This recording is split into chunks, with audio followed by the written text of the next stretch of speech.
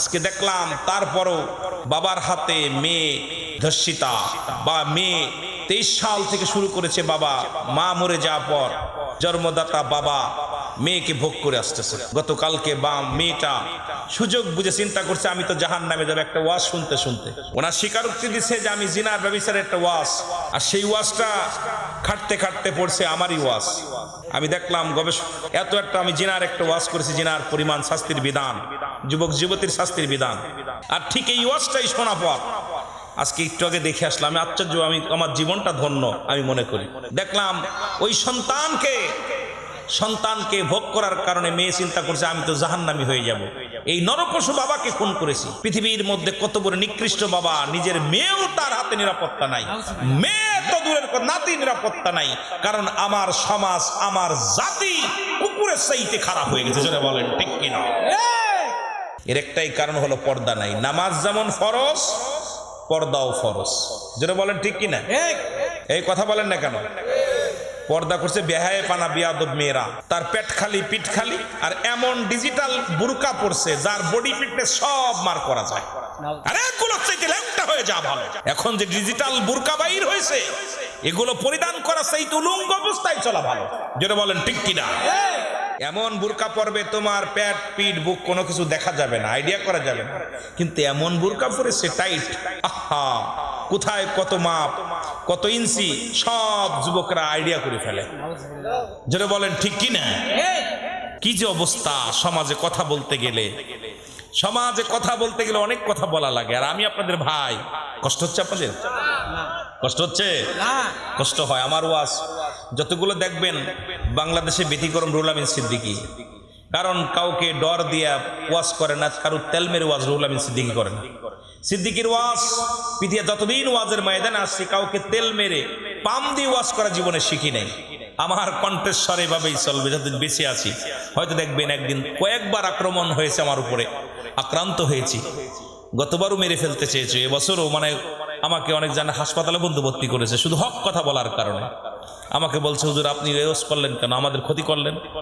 পৃথিবীর মধ্যে হয়তো সম্রাট রুহুল আমিন সিদ্দিকী একদিন চলে গেছে দুনিয়া থেকে, ভয় নাই, এসেছি, যেতে হবে, থাকার জন্য এসে নাই। যে কটা সময়, যে কটা সেকেন্ড, যে কটা মিনিট, যে কটা ঘন্টা, যে কটা দিন থাকি, আল্লাহ যেন ঈমানের সঙ্গে রাখে। জোরে বলেন আমিন। আরো জোরে বলেন আমিন। বেগানা পুরুষের চেহারা দেখা হারাম, হারাম।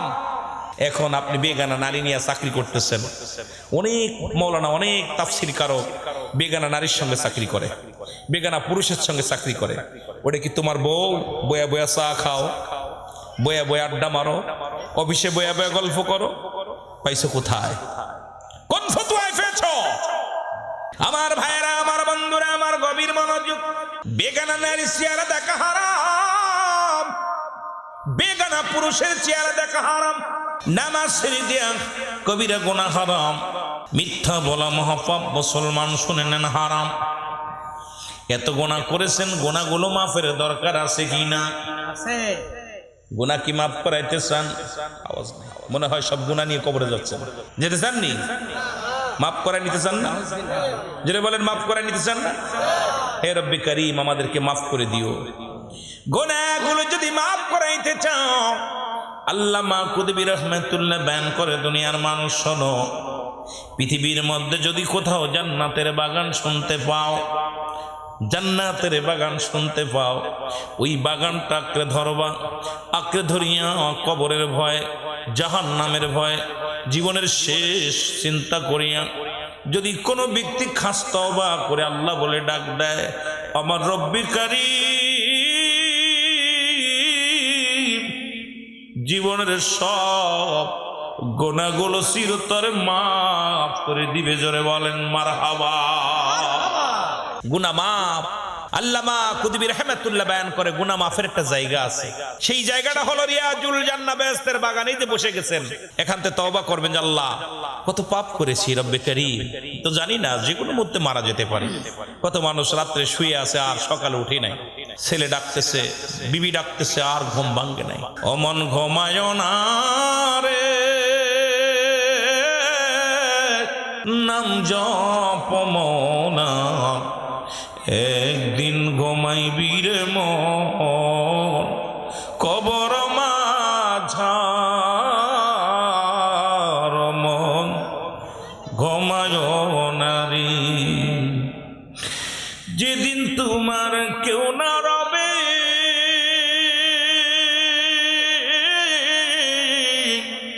শুধু আমল না আমার সঙ্গে যাবে ও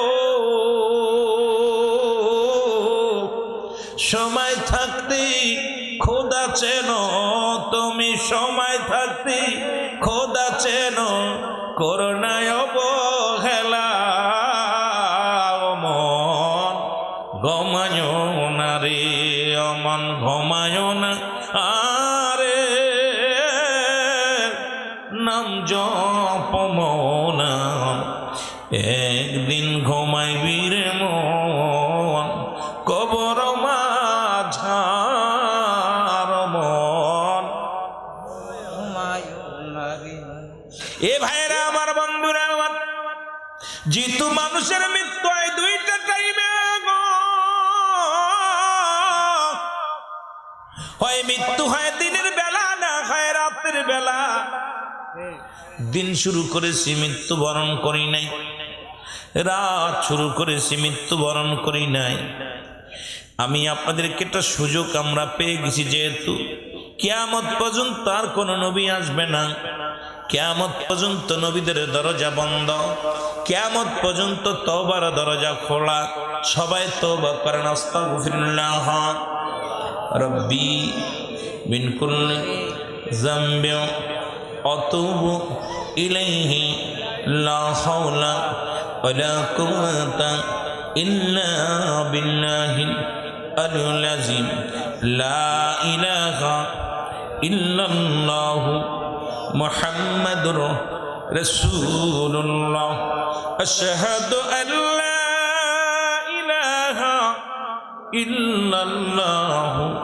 ওয়াহদাহু لا شريك له أشهد أن محمدا عبده ورسوله কপালটা যার ভালো লেগে গেছে তার জীবনটা আজকে ধন্য এই যে তওবা করলেন আল্লামা কুতুবী রাহমাতুল্লাহ বয়ান করে তওবাকারীর গুনাহ মাফ করে আল্লাহ আর দুইটা টাইমে মরণ হয় এখন যদি তওবাটা আল্লাহ কবুল করে নেয় এখন যদি মৃত্যু হয় আপনি তওবাকারীর কাতারে চলে গেলেন আপনি মাসুমের মাসুম হয়ে গেলেন আরে সন্ধ্যা থেকে কত পাপ করেছি সুযোগ একটা আসছে এই জন্য মাহফিলের ময়দানে যাব খাস তওবা করব যে আমার জীবনের শেষ মাহফিল আমার জীবনের শেষ রাত আমার জীবনের শেষ সময় হয়ে যেতে পারে জোরে বলেন ঠিক কিনা আরো জোরে বলেন বাবা আদম বলে রব্বানা ظلمنا أنفسنا وإن لم تغفر لنا وترحمنا لنكونن من الخاسرين জোরে জোরে চিল্লা বলা যাবে না মারহাবা আদম আমার আদম আদি পিতা আদম আলাইহিস সালাম কে রব্বানা হে আমার রব জালামনা আমি জালিমদের অন্তর্ভুক্ত হয়ে গেছি আমারে ক্ষমা করো আরে নবীরা দোয়া করছে ক্ষমা চাইতে আর তুই মৌলবি এত বড় বাটপার তুই দোয়া চাস না ক্ষমা চাস না তোর মতো কপাল আছে আদম আলাইহিস সালাম বলে আল্লাহ আমাকে মাফ করে দাও আমি ভুল করেছি ক্ষমা করে দাও আমাকে আমিন বলেন না আমিন বলেন আমিন আরো জোরে বলেন না ইউনূস আলাইহিস সালাম দোয়া পড়ে বলেন লা ইলাহা ইল্লা আনতা সুবহানাকা ইন্নী কুনতু মিনাজ জালিমিন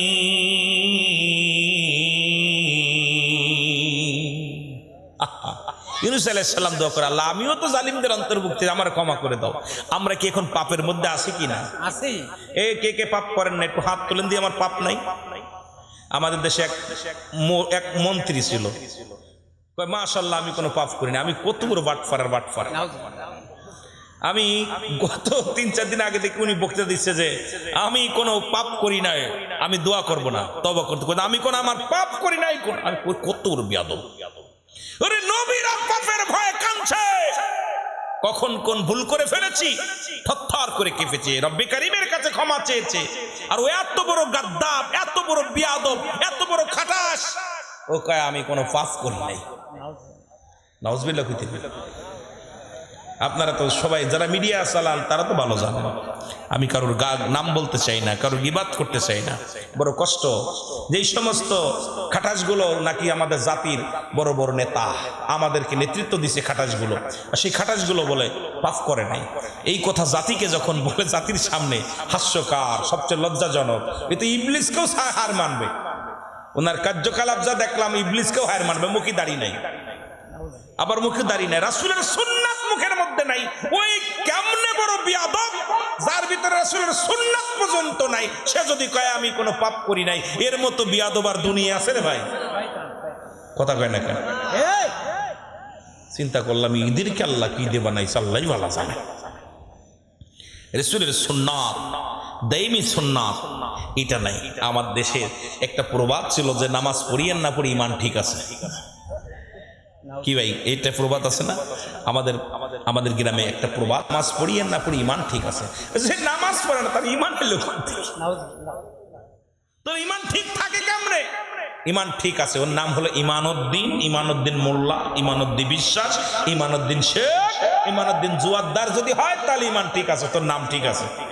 কিন্তু আসল প্রকৃত ইমান আল্লাহকে সাক্ষ্য দিয়ে আল্লাহর কোনো ইলা নাই, শরীক নাই, কিয়ামতের প্রতি বিশ্বাস স্থাপন করা, ফেরেশতাদের প্রতি বিশ্বাস স্থাপন করা, কবর আযাব হবে, কবর থেকে উঠাইবে এটা বিশ্বাস স্থাপন করা, মোটামুটি রাসূলের পরে বিশ্বাস স্থাপন করা, চারটে আসমানি কিতাবের পরে বিশ্বাস স্থাপন করা, এগুলোর তোর নাই। তোর আবার ইমান আসে কই থেকে? বুঝি আসে না ভাই, যেটা বলেন ঠিক কিনা?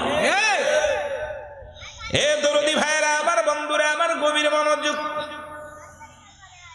সুলাইমান পয়গম্বর যে কথাগুলো আমি বলতেছিলাম, সুলাইমান পয়গম্বর যাকে আল্লাহ তামাম পৃথিবীর মধ্যে পৃথিবীর খলিফা বানিয়ে দিয়েছিল, তামাম পৃথিবীটা পরিচালনা করেছিল।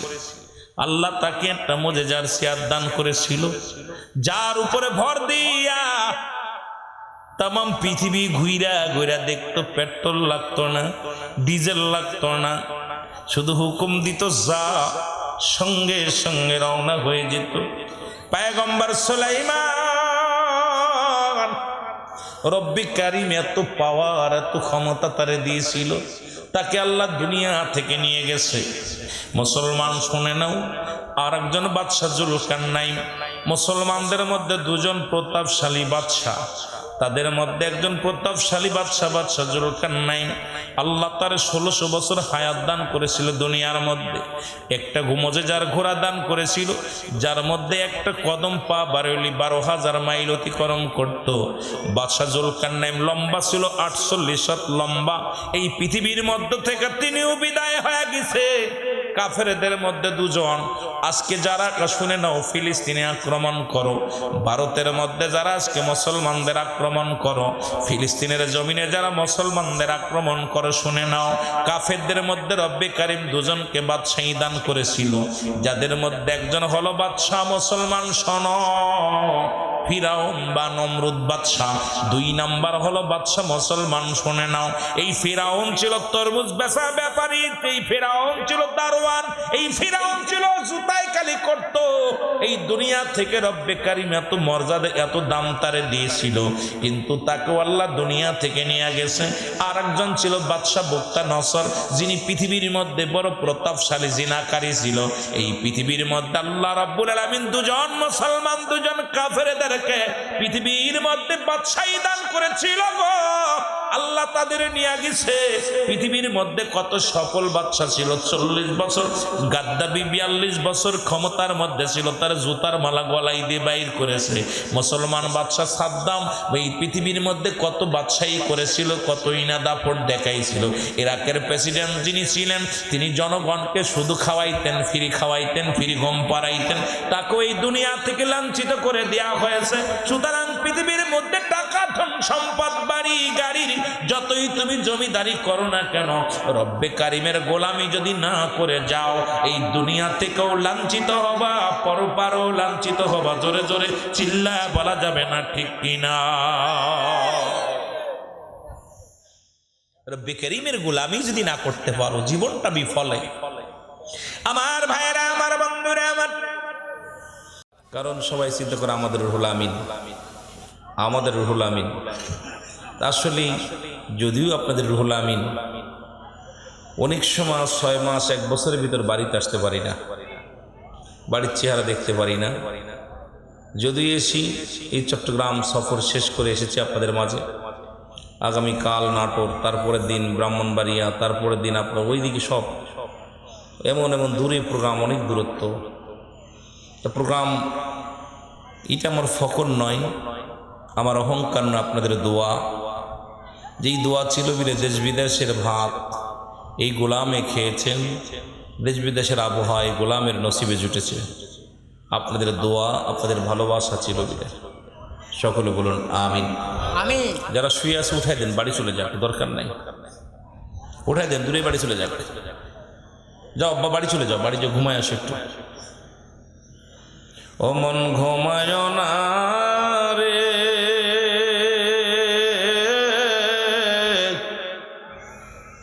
নাম জপ মৌলার, একদিন ঘুমাইবি রে মন কবর মাঝার, মন ঘুমায় না রে। উঠাই দেন না, উঠাই দেন, ঘুমানো মানুষ ভাল লাগে না। ওঠো, গান হইলে হ্যাঁ, গান হইলে খুব শুনতা, তাই না? কপাল পুরা। সুন্দর নারী বাড়ি গাড়ি,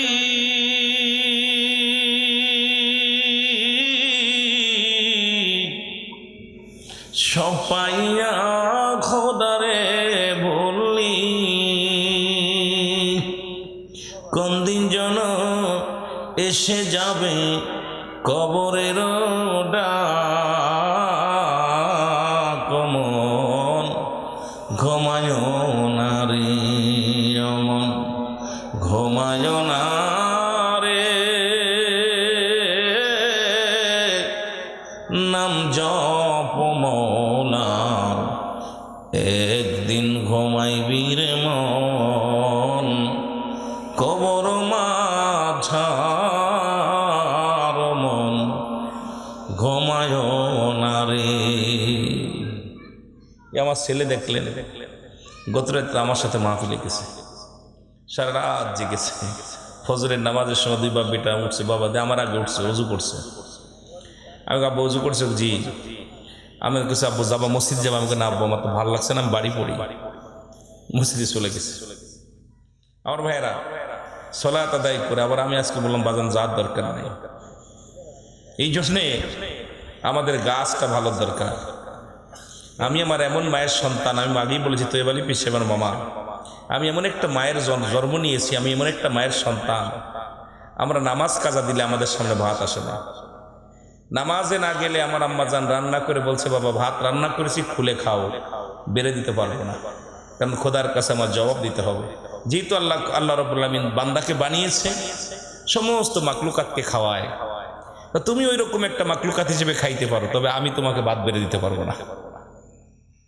নামাজে দেরি হলে ঝাঁটার বাড়ি, কিল ঘুষি অনেক খেয়েছি। এই জন্য সন্তান গাছ ভালো, যে মা ভালো তার বেটা ভালো, মা কি যেন বেটা ভালো, বাপ ভালো তার বেটা ভালো, মা ভালো তার জি। এই জন্য আমাদেরকে একটা আদর্শবান মায়ের দরকার। এই জন্য আদর্শ মা, ফল মাঝে মাঝে ওটা মাঝে মাঝে পোকাও হয়, খালি ভালো হয় না, বালা গাছও 2টা পোকা টোকা হয়, সব বালা না। সমাজ খারাপ, জাতি খারাপ, কপাল খারাপ, যেন বলেন ঠিক কিনা? সব শেষ। রব্বি করিম, এই যে দেখেন না কত সন্তান সারা রাত মাহফিল করে আসি, দেখি ছোট ছোট মাসুম বাচ্চাগুলো রাতকে রাত জেগে জেগে রাস্তায় ঘোরাফেরা করতেছে, টিভির সামনে ঘুম নাই, কোরআন হাদিসের মাহফিলে ঘুম, মসজিদে গেলেই ঘুম। আর এই যে জুম্মার দিন চলে গেল, আজকে অমল জুম্মা, কপাল ফোড়ারা 2 রাকাত নামাজ পড়ে দৌড় মারে, আগে পরে কিছু লাগে না, জোরে কোন ঠিক কিনা? এমন কপাল ফোড়া, ইমাম সাহেব এত ওয়াজ করতেছে, কাজে লাগে না। সালাম ফিরাতে পারলে আসসালামু আলাইকুম, পিছন ডান বাম দিকে ঘুরাইতে ঘুরাইতে পিছন শেষ। কথা বুঝিনি? কপাল পোড়া মুসল্লি সব মিলে। তা যেটা বলতেছিলাম, আমি আপনাদের ভাই মনিরামপুর থেকে আমাদের মশিয়ার রহমান রাখালি আসছেন, ওনার থেকে আমার বাড়ি নিকটে, মাত্র 3 কিলো দূরে মনে হয়, পাইকেল থেকে এখানে 3 থেকে 4 কিলো এরম হয় হয়তো। তা আমি ওনার সেইতে নিকটবর্তী। এই জন্যে আমি তো আপনাদের দূরের মানুষ না। সব মিলে সবাই আল্লাহ রাব্বুল আলামিন ভালো রাখছে, সকলে বলুন আমিন। আমিন। কুল্লু মান আলাইহা ফান, সব শেষ করে দিবে কে? আরো জোরে বলেন কে? সব কিছু শেষ করে দিবে আল্লাহ। আল্লাহ কাই বান্দা এই জমিনের ভিতরে যা কিছু আছে সব চূর্ণ বিচ্ছিন্ন করে দিল। আর এই যে উঠাউঠি করছে মুরব্বী, এটা কথা আমার মনে পড়ে গেল। কমনি কথা বলেন, বলবো? মানুষকে চারটা রং দিয়ে সৃষ্টি, আগুন, পানি, মাটি, বাতাস। কয়টা মশলা? জোরে বলেন কয়টা? এক নাম্বার কি? আগুন, পানি, মাটি, বাতাস। জোরে বলেন না, কি কি? আগুন, পানি, মাটি, বাতাস। শরিয়াত, তরিকত, হাকিকত, মারিফাত। ইসলাম, ঈমান, ইহসান, কালেমা, নামাজ, রোজা, হজ, যাকাত। সুবহানাল্লাহ বলেন। সুবহানাল্লাহ। এই আগুনের পরিমাণ যাদের দেহে বেশি, এদের দেখবেন মেজাজ বেশি গরম। যাদের আগুনের ভাবটা বেশি, দেখেন তারা হট্টগোল করে দেশে বেশি। বালক ভাইজান ভালো আছেন? ধাক কোন যাচ্ছেন? ধাক বলেন ঠিক কিনা? ও বুড়া হয়ে গেছে, চরিত্র পরিবর্তন হয় না। আগুনের পরিমাণটা একটু বেশি। কথা বুঝলেন? এদের দেহে রাগ বেশি, মেজাজ কড়া থাকে সবসময়। বাতাসের পরিমাণটা যাদের দেহে বেশি, এরা দেখবেন এক জায়গায় বসতে পারে না। ওরা বাতাসের কাজ খালি উড়ে বেড়ানো। এই যে মাহফিলে আসতে টুক করে বসতে, টুক করে দৌড় মারতেছে, কারণ ওদের বাতাসের পরিমাণটা ভালো। ভালো কাজে বসবে না ওরা। যে নিয়ে দেখবেন এখানে, দেখবেন ওই বাজারে, ওই জায়গা থেকে ওই জায়গা, ওই জায়গা তো ওই জায়গা, ও খালি দড়ির পর আছে, ওর খালি দৌড়াইতে ভালোবাসে। বাতাস কি এক জায়গায় দাঁড়িয়ে থাকে? কথা কর না কেন? যেগুলো যে উঠাউঠি করে, এদের নসিবে বাতাসের ভাগটা বেশি। ওরা ভালো কাজে, ওরা দুই মসজিদগুলো দেখবেন সালাম ফিরে দৌড়, মোনাজাত ছেড়ে দিয়ে দৌড়, 2 রাকাত পড়েই দৌড়, কারণ ওদের ভালো লাগে না। এইরকম ওই বাতাসের পরিমাণ যাদের দেহের মধ্যে বেশি, ওরা এক জায়গায় থাকতে পারে না, খালি দৌড়াদৌড়ি করতে ভালোবাসে। এরপরে পানি, পানি দেখেন নিচে মোগরা, ওরা ভালো কাজ। পানি যখন আপনি প্রস্রাব করবেন, অজু করবেন, দেখেন অজুই করতে যান, অজু করলে পানিটা গোড়ায় নিচে মোজায় না উপর মোজায়? কথা বলেন না কেন? কিছু মানুষের নসিবে পানির ভাগটা বেশি, ওরা খালি নিচে কাজ করে বেশি। বাজার করে ঢিলে, হাটে যায় ঢিলে, কাজ করে ঢিলে, মানে ওর খালি ঢিলে, মানে খালি নিচে মোজাবে ভালো কাজের। এই যে জান্নাতের বাগান আগে বইলে সব, মসজিদে আগে এলে সব, পড়বে নামাজ, কিন্তু আসছে না, আসছে না। কথা বুঝলেন? মানে যাচ্ছে কিন্তু চলে না, মন চলে তো দেহ চলে না। এরকম বাতায় আপনার এই পানির ভাবটা। আর একটা হলো সবচেয়ে প্রিয় হলো মাটি। মাটি যাদের নসিবে বেশি, এরা হলো সবচেয়ে ভালো খাঁটি মানুষ। দেখবেন দেখলে করে মেয়েটা কারে মাটির মতো, ছেলেটা কারে মাটির মতো তুলনা করে, মাটি নড়াচড়া করে না। মাটি এই জন্য মাটির সঙ্গে বেশি তুলনা দেখে, ছেলেটা তো মাটির মতো, মেয়েটা তো মাটির মতো। জোরে বলেন ঠিক কিনা? সবচেয়ে খাঁটি এরাই দেখবেন আল্লাহকে, আল্লাহর নৈকট্য বেশি হাসিল করে। যাদের দেহের ভিতরে মাটির পরিমাণটা বেশি, এরাই আপনার মুরাকাবা মুশাহাদা করতে পারে, এরাই ধ্যান ধরে বসতে পারে, এরাই অর্জন করতে পারে রব্বে কারীমকে। ধৈর্য এদের ভিতরে আছে, এই ধৈর্যশীলকে আল্লাহ বেশি পছন্দ করে, ঠিক কিনা? কিন্তু এই বাতাস মার্খা মানুষ আমাদের দেহের মধ্যে বেশি হয়ে গেছে। এরা দড়ির পর। কথা বলছেন? এই সামনের কাতারে, পিছের কাতারে, দেখবেন মসজিদে গেলেও একবার পিছনের কাতারে, একবার সামনের কাতারে, একবার মাঝের কাতারে, ওর ভাল লাগে না। যদি কোন ঠিক কিনা? এত কিছু বোঝাবো না।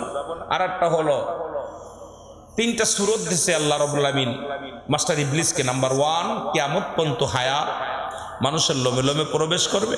আর একটা হলো যখন যে সূরত ধরতে চাবে সেই সূরত ধরতে পারবে।